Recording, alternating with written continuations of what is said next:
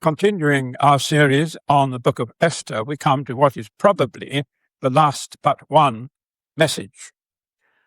And because we are going to get into quite a lot of detail, for reasons which I hope will be obvious later, I'm going to start the message with a quotation from the New Testament, from Paul's sermon at Athens in Acts chapter 17 and verses 26 to 27, where he says to the Athenian philosophers who had no knowledge of the Hebrew Bible and scriptures, he says to them, God has made from one blood every nation of men to dwell on the face of the earth, and has determined their pre-appointed times and the boundaries of their dwellings, in the hope that they might grope for him and find him.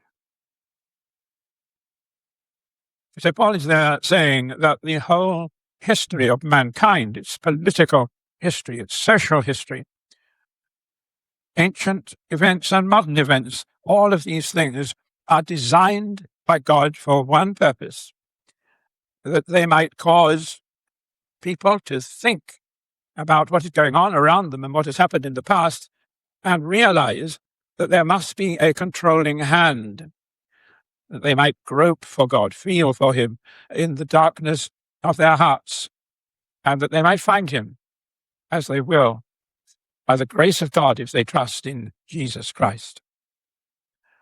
Now, the readings we have had are three separate readings from the Book of Esther, which is why I issued the sheet, because it will be easier to follow.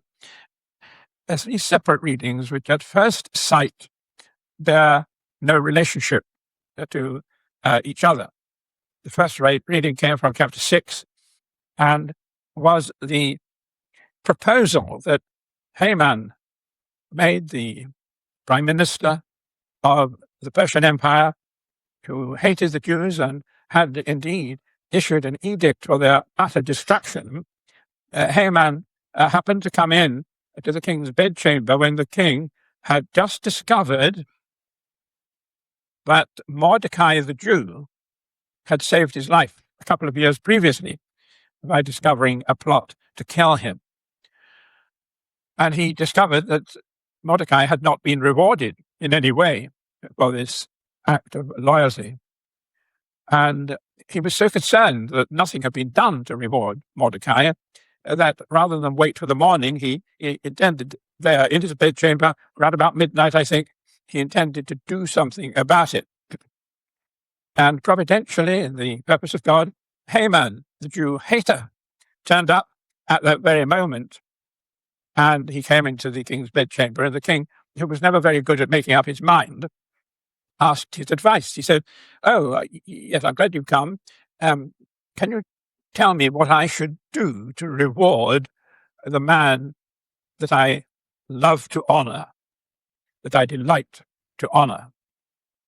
Now, Haman was a very proud and self-centered individual, and he thought in his heart, well, there's nobody other than myself that the king would want to honor. So he then proposed this rather bizarre, a rather strange reward, because he thought he was going to get it. And that reward involved being seated on the king's horse and being dressed in royal ceremonial robes, and the horse was going to wear a royal crown, of which we shall say more later, because this was a ceremonial headdress that only the king had a right to wear. And I want to talk about headdresses for a moment so that we understand this. The word used here is not the usual Hebrew word for crown. It is a special word that means just this one object, describes this one object. And that object was a massive headdress. I suppose that's a good word to use. A massive headdress, which was held above the king's head by servants because it was so heavy. It was made of gold, and it is ornamented with silver and many precious stones. And the base word from which the name of that headdress comes, means surround or circle. And so if you think of the halos that we often see in pictures of so-called saints, a circular halo which just hovers above the head of the so-called saint. It's a bit like that, except in this case, the halo was very much bigger, and it was outside the size of the head, so that if it dropped, and of course it's not an imaginary halo, it is a real object made of gold, if it dropped, it would settle on the king's shoulders, not on his head. And when it was used, when the king was seated on his throne, he would have servants around the throne with poles who would actually lift this up so that it was above the head of the king. And this was an important thing. The headdress was the mark of royalty. It was the indication that the one who wore this headdress was the master of all, and suggesting that he was really rather God than just a man. And Haman thought it would be very nice for him to be paraded through Shushan, the capital city of Persia, with this halo above his head. And he thought that would attract a great deal of admiration from the people, and he liked admiration. He wanted to be popular. Of course, Haman made a serious mistake, because when the king said, "What shall I do for the man I delight to honor?" Haman thought, well, that must be me, and I'm going to have this privilege of riding the king's horse and riding it through the streets of the capital city with the crown and wearing the royal robes. And he was very keen and looking forward to this happening. What he didn't realize, and he was horrified to discover, was that the man the king delights to honor wasn't him at all. It was his arch enemy, Mordecai, the Jew.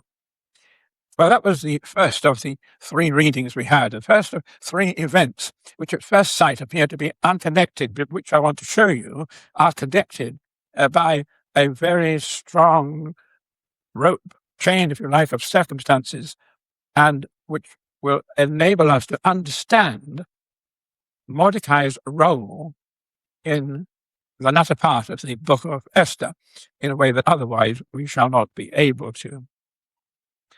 So here are things that are happening to the politics, things that are happening to the social structure of the Persian Empire, and things which illustrate the reading from Acts that God has control of the history of man. And the purpose of that, and that's what we want to remember throughout this message, the purpose of all these events we're describing in the Book of Esther, the purpose is that people, human beings of all ages, should seek the Lord in the hope that he might find them.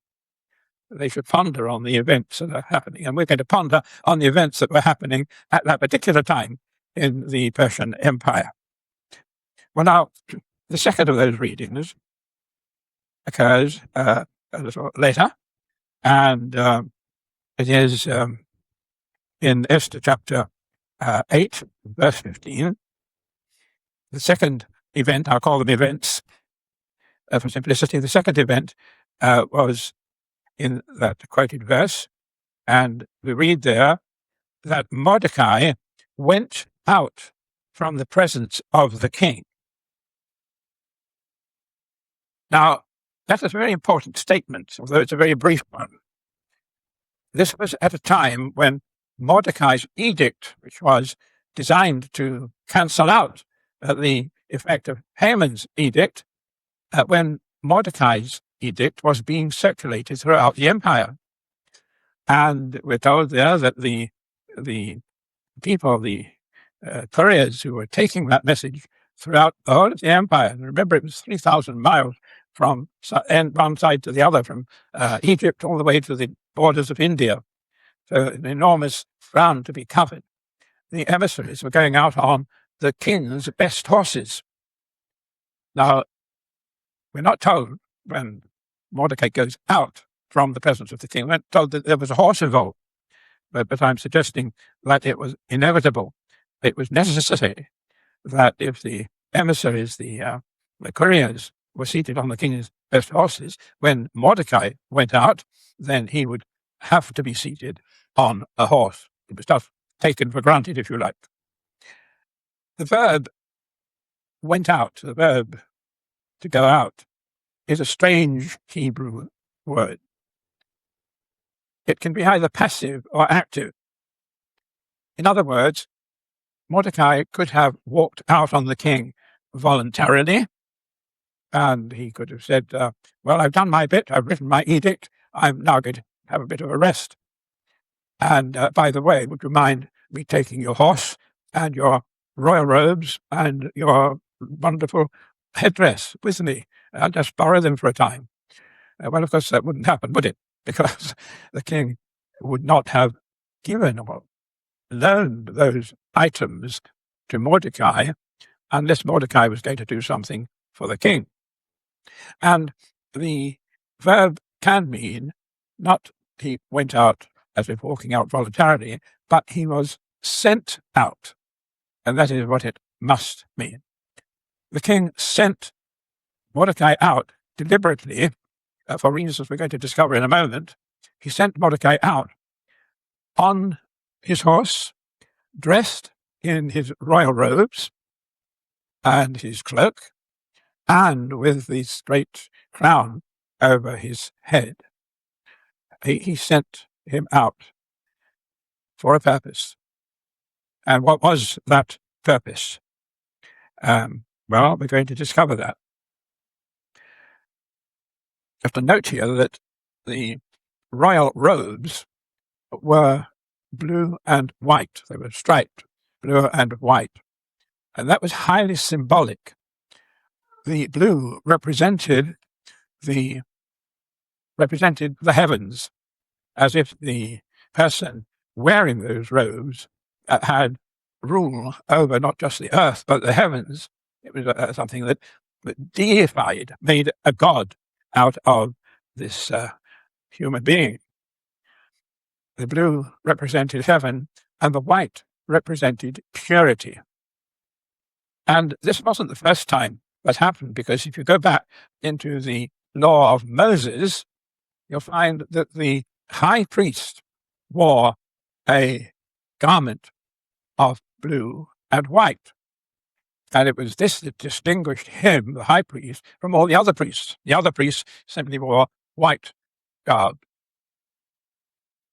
And so there's a spiritual implication here. And incidentally, blue and white was also the color theme of the tabernacle in Moses' time. You find that the hangings, curtains, and other aspects of color in the tabernacle were blue and white, to which, of course, in the tabernacle was added gold. And so we have here a symbolic representation of a man being a god. The king was robed in blue and white, which represented the power in the heavens and purity on earth. Well, of course, the man was not actually satisfying those criteria, but he was, in wearing those clothes, the king of the Persian Empire was picturing the Lord Jesus Christ, who was Lord of heaven and earth, and who was perfect, sinless, without stain. The Lord Jesus Christ could wear blue and white. He didn't need to, because he was there in person. But they represent him way back in the time of Esther. We get a representation of the one who would come and truly satisfy the criteria of blue and white garment. Now, the third of the references in Esther was in Esther chapter 10 and verse 3. And that was it's a very brief reference, but it reads as follows. Mordecai the Jew was second in rank to King Ahasuerus, and he was great among the Jews and popular with the multitude of his brothers, for he sought the welfare of his people and spoke peace to all his people. Now, that statement is another important indication of the kind of changes that were taking place in the Persian Empire at that time. Because when it says he was popular with the Jews and then popular with the multitude of his brothers cannot possibly mean his brother Jews. He's already mentioned them. He wouldn't be writing, he was popular with the Jews and he was popular with the Jews.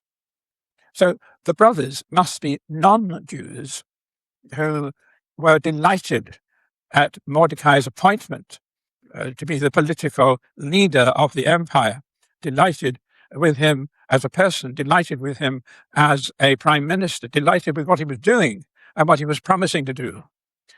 And that's very interesting, isn't it?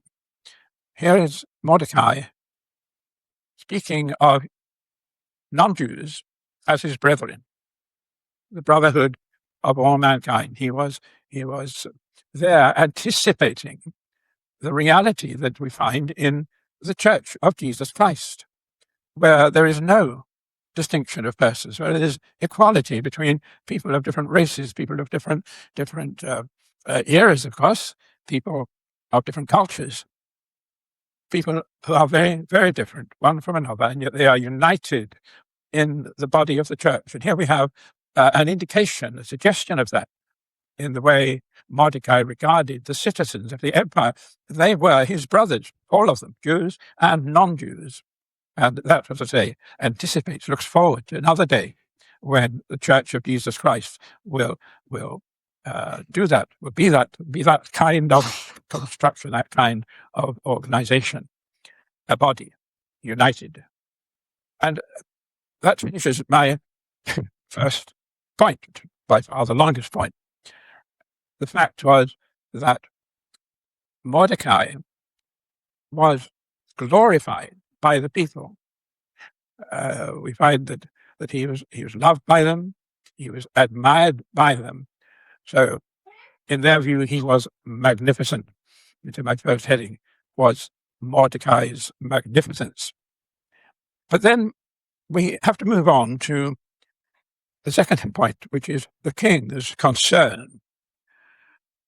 Why did the king send Mordecai out, arrayed in his royal robes and with the royal crown upon his head? Why did he do that? There must have been a purpose in it. He deliberately equipped Mordecai, sent him out to obtain the admiration and the thanks of the people of the empire, whoever they were. Well, the answer is that the king actually felt very vulnerable. You see, when the king looked at the situation, he saw that he had a lot of enemies because there were still many people in the various provinces of the empire who had joined and supported Mordecai, not out of love for the Jews, but out of fear for Mordecai. We saw that in a past episode. There were a lot of people out there who were pretending to support Mordecai and therefore pretending to support the king, whereas they were actually still hating not only Mordecai, in fact, not particularly were they hating Mordecai. He, after all, had won the battle and to some extent was to be admired. Their anger would be directed against the king, who had once supported Haman, and then when he discovered his wife was a Jew, became a turncoat.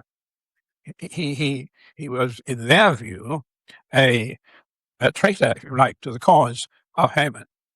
And their anger was fastened upon him. It was still hidden. It was like a volcano, if you like.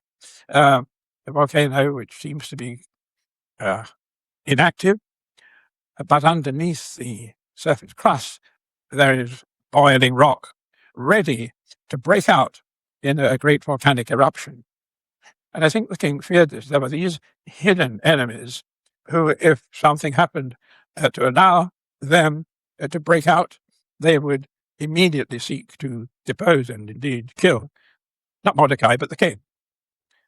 And then the king thought again and said, well, what about the Jews? What about the people who genuinely supported Mordecai? Surely they would be grateful to me. The answer is no, they wouldn't, because they would blame the king for starting the whole story in the first place, for being so foolish as to give Haman, the Jew hater, permission to kill off the Jews. And they would remember that. Oh, okay, you might say it was an unfortunate error on the king's part, and indeed it was, but they wouldn't love him. Mordecai's supporters wouldn't love him. They would remember that he had once been on the side of those who would destroy and annihilate the Jewish people. So neither his enemies nor his so-called friends were going to be very supportive of the king. They both had a low opinion of the king. High opinion of Mordecai, yes, that's great. But behind that, there was the fear in the king's heart and mind that he was, in fact, likely to be thrown out of office and probably killed. His dynasty would be destroyed if ever these various people gained control and Mordecai lost control. And so that was why he sent Mordecai out to represent him. He sent Mordecai out as an emissary. He sent Mordecai out with the desire that by going out and moving and riding among the people dressed as the king, Mordecai would be saying to the people, look, I am just the king's representative. All the good things I'm doing, all the good things I'm planning, all the changes for the good and the benefit of the citizens of the empire, these aren't my ideas, they're the king's ideas. And I'm here simply as the messenger. So you must thank not me for the improvements in life that you're going to enjoy, that you are already enjoying.